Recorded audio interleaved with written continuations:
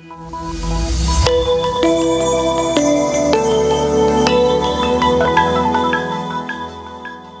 in the current market, as a buyer, the question is, how much over asking do we need to write?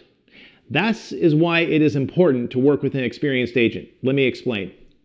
Back in July of 21, homes in Portland were selling for an average of 105.4% of asking price. That extra 5.4% was $29,700 over the asking price.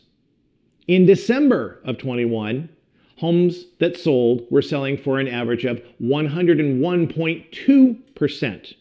That's barely $8,600 over asking. So if I tell you to go $30,000 over asking, well, back in July that made sense. But in December, you would have been overpaying by 3.5 times.